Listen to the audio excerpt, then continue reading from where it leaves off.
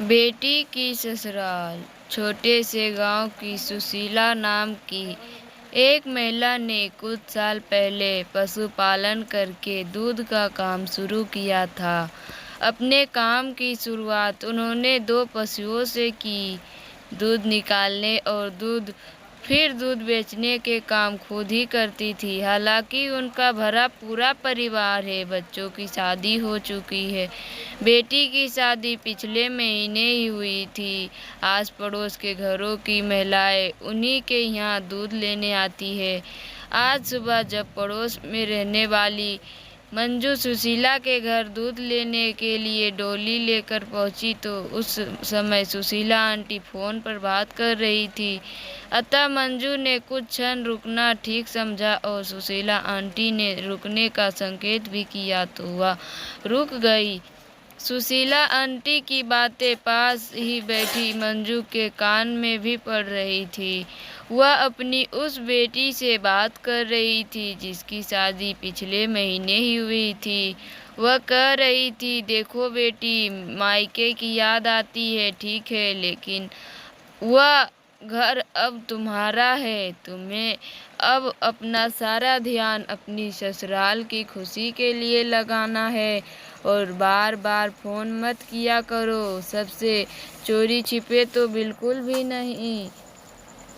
जब भी यहाँ फोन करना तो सास या पति के सामने करना। पति की खुशी में ही पत्नी की खुशी होती है। तुम अपने फ़ोन पर मेरे फ़ोन का इंतज़ार कभी मत करना।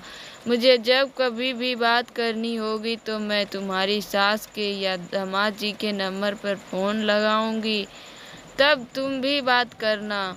बेटी, तुम्हारी शादी हो चुकी है, अब ससुराल में हो। छोटी छोटी बातों पर तुनकना छोड़ दो, जिम्मेदार बनो, सहनशील बन रखो।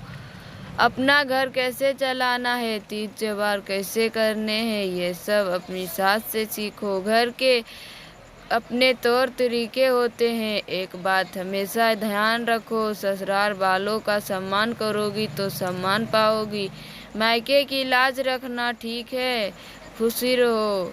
सुशीला की यह सारी बात सुन रही मंजू ने प्रशंसा भाव में कहा, बेटी को बहुत सुंदर समझाया आपने। सुशीला बोली, बहन, माँ को बेटी के परिवार में अनावश्यक दखल नहीं देनी चाहिए। उन्हें अपने घर की बातों को भी बिना मतलब इधर उधर नहीं करना चाहिए। उस घर कोई समस्या हो तो समस्या का खुद हल ढूंढो।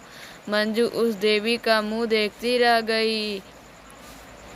सभी माँ को इसी तरह से सोचना चाहिए ताकि बेटी अपने घर को खुश कर घर समझे और उसके घर में खुशहाली आए।